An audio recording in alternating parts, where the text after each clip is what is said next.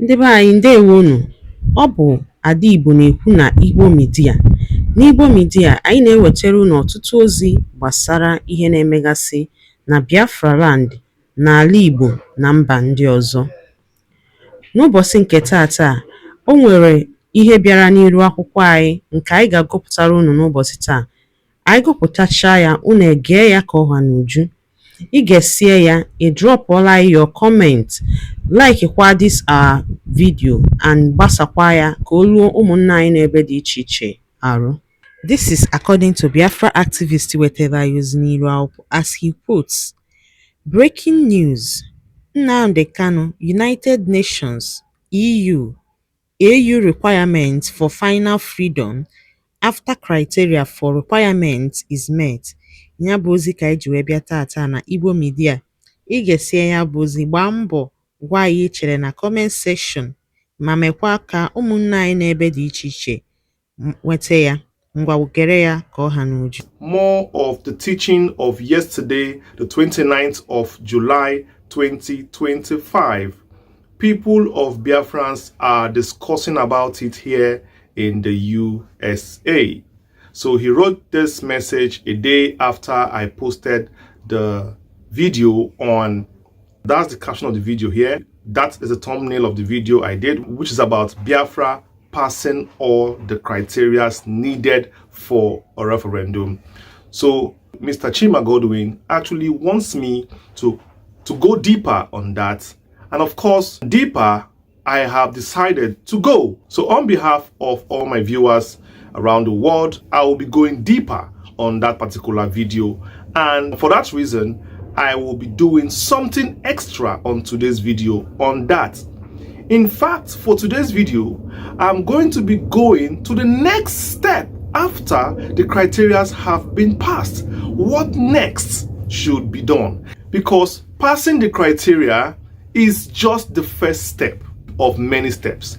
And for this video, I'm going to be giving you all the steps from the office down to the boots on ground, down to the referendum itself.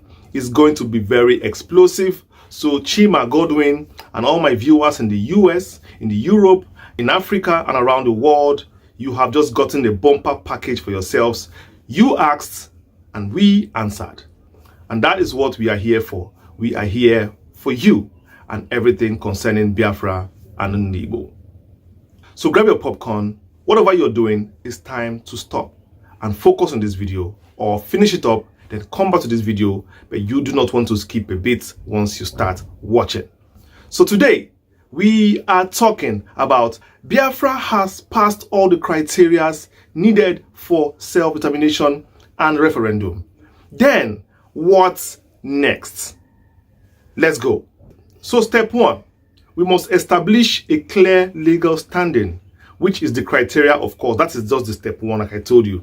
So before anything else, the group must clearly satisfy the legal requirements of a people under international law.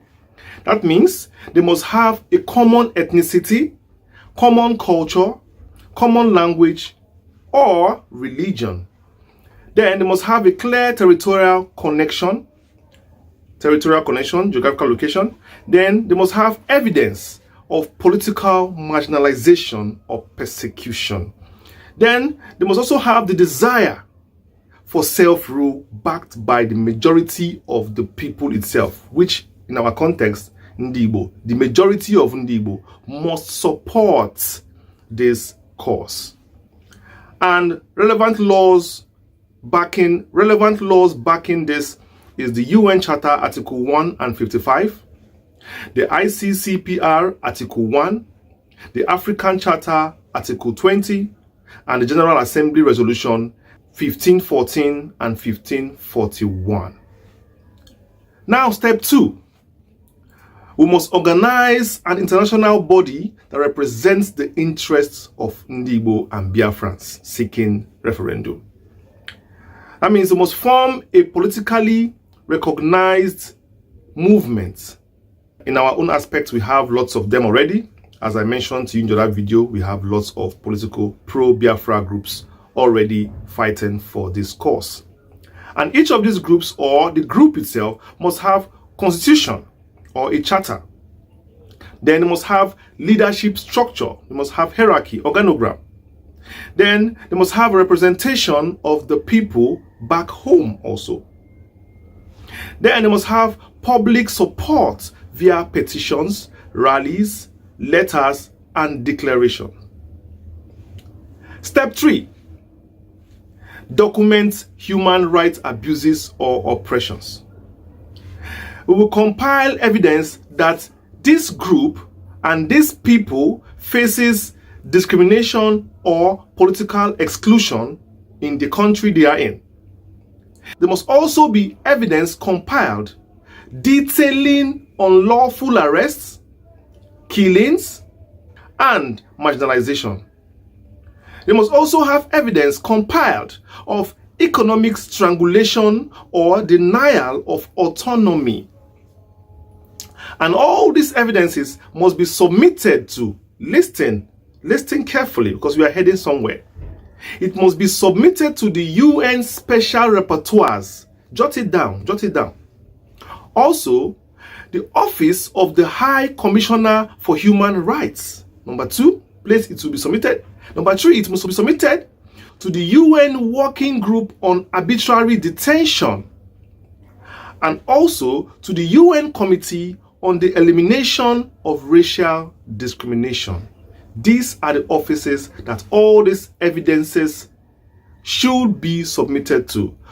So for those that need this information, I have just provided it for you. There are 4 departments I mentioned that you submit that evidences to. Now, step 4. We file petition to the UN via decolonization or human rights routes. Option A, the UN Committee on Decolonization, C24. This is actually the best option for former colonies or people under foreign domination. This option A, foreign domination and colonies. That means Biafra is not meant to follow this particular route. But let's go on. So you submit formal petition submitted, that is for those who are under colonial rule, who are still under foreign domination. This is the option A. Option A is for them. So also you submit formal petition supported by historical background, legal arguments, evidence of political will, endorsements from regional actors.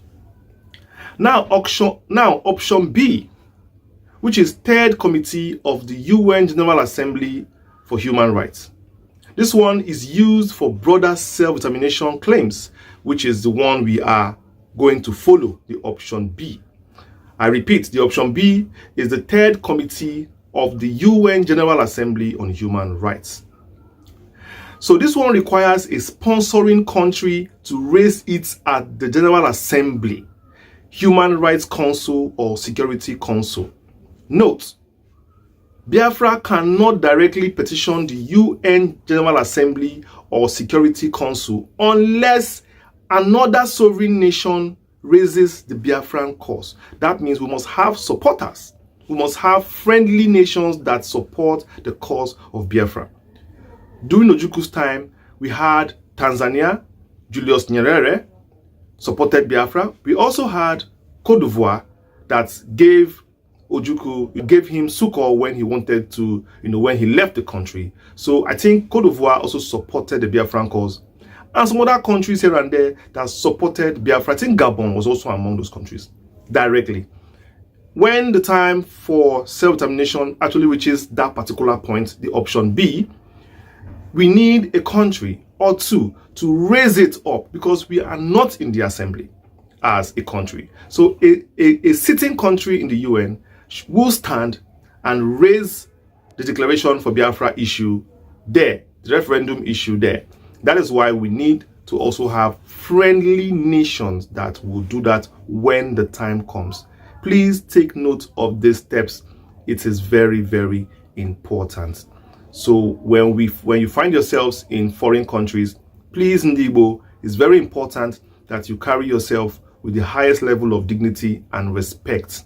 So when the time comes, we will have lots of countries, shouting and helping us in the UN itself.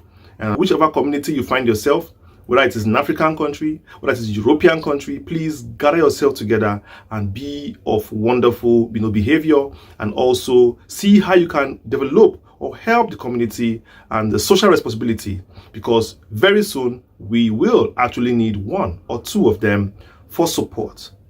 Let's go on.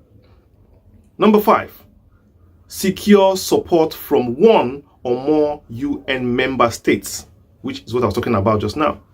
This is crucial.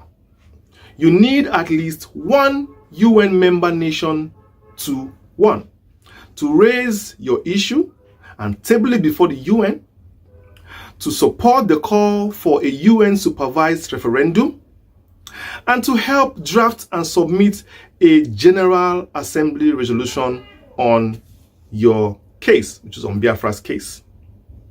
So for this, we'll be focusing on countries, like I said, that are sympathetic to the Biafran cause.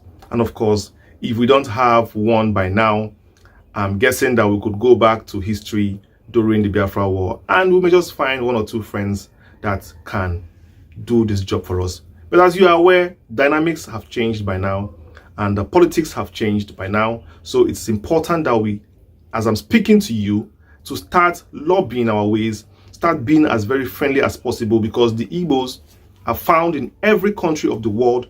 So the Igbos in every country, very important that you fly the NNAMDI Igbo flag very well and let them know about the oppressions we face in our country.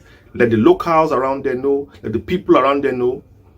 Don't just focus on your business alone. And Ngwano dalo nene no umunnem dikun sinesera ni Igbo media. Gini kunu wali ikwu na nkọwa nke unu. Gbasta maka ihe nọ n'iru akwụkwọ n'ụbọchị uhuruchi nke taa. Gwa ya ife iche n'ụdị nke gị.